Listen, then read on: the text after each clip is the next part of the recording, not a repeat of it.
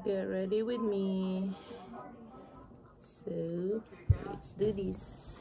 Let's do this. Do this. Do that. Naglinis na tagdagway, no? So, kailangan ang gyapon na ito linisan. Bisa naman na tagdigo. So, ato ang pahiran. Pagian na to og toner.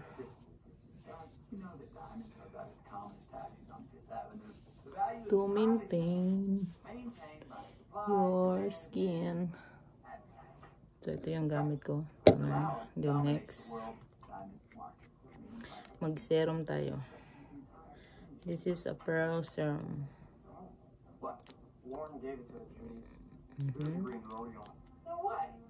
Oh. Ayun, ito hinay siya.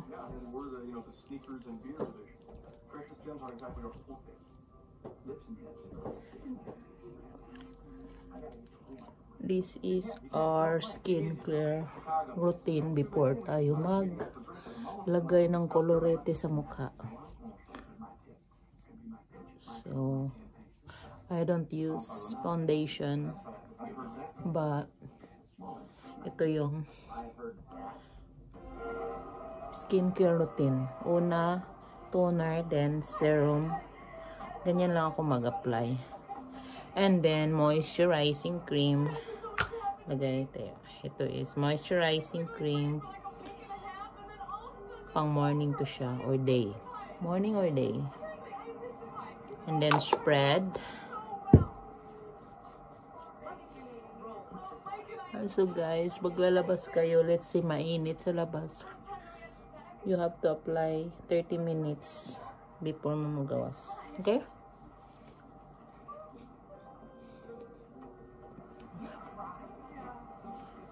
So, iba-iba naman tayo ng skin types. So, kung ano yung sa inyo, comment down kayo dyan. Kung ano yung mga skincare routine nyo. Kasi yung iba, hindi nagwa-work. So, for me, ganito ang skincare routine. And of course, ito, with SPF na to siya. I think this is SPF 30. So, nasa sa inyo kung anong gagamitin yung SPF for sunscreen protection. O, diba? Ang dami. So, pangilan na to? 3. So, kailangan natin iganon. Iganon. Para pataas daw. Para yung ano, hindi basta mag-wrinkles. So, i-massage natin pag ganon. Massage. Ganon. Ganon. So, ganyan po siya. So, before kayo mag-apply ng mga kolorete, wala pa tayong ganyan. Although, makapal lang yung kilay ko. Makapal na talaga yan. So, pwede na suklayin na lang. Suklayin, ganon. Para lang ma-arrange ang mga nasobrahan sa gilid. Oh, makapal na yan. Wala ko nilagay dyan. Oh. So, suklay-suklay lang. Suklay-suklay. Dyan. So, maglakay tayo ng lip tint. Para naman di talos pa day.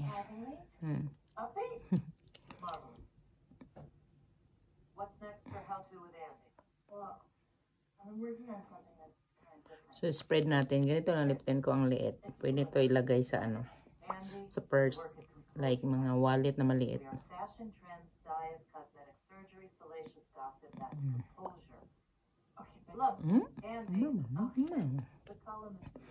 So, kung gusto niyo ng medyo mapula pa, ito, yan lang gusto ko.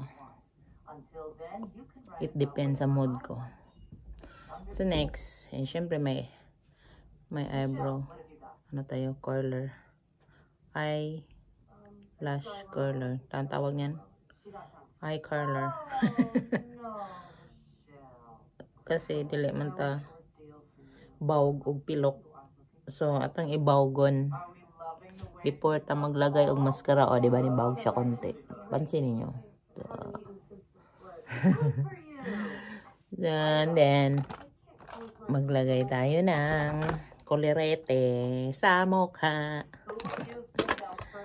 So, lagay tayo dito. Ganyan. Para lang may color ang mata. Spread natin dyan. First layer. Ganun. Lagay na natin sa kabila. Yan. Yan, no? So, kayo na yung gagawin kong salamin, ha? Hindi ako ng salamin. Okay.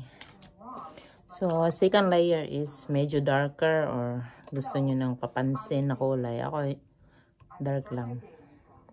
Lagyan natin dito sa ilalim. Dito. Madali lang. Basta lang may kulay. Pero kayo, kung expert kayo nito, you can do your own. Diba? Tanggalin yung mga sobra-sobra dyan. Then next, ito. Sa kabila.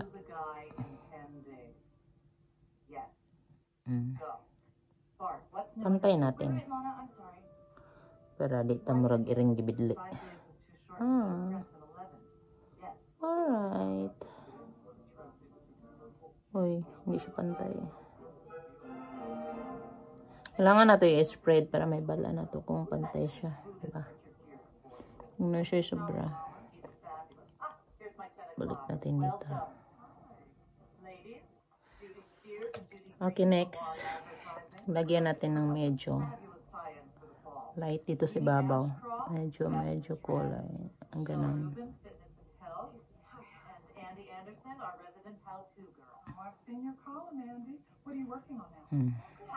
Hindi lang. Third layer.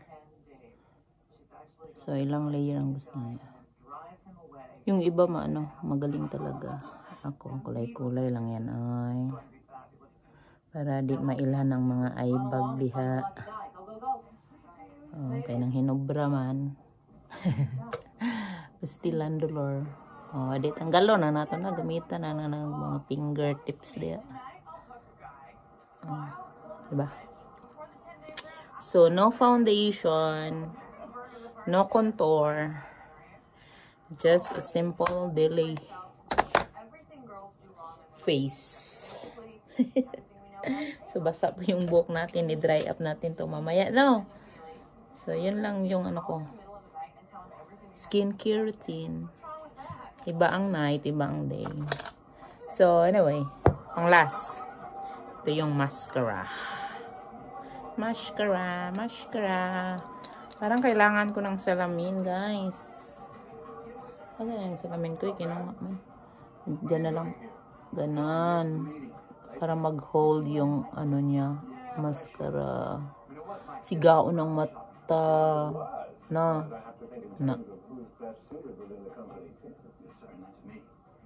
Dahan-dahan lang, no, para di siya mo lagpas diha, magkatag nga.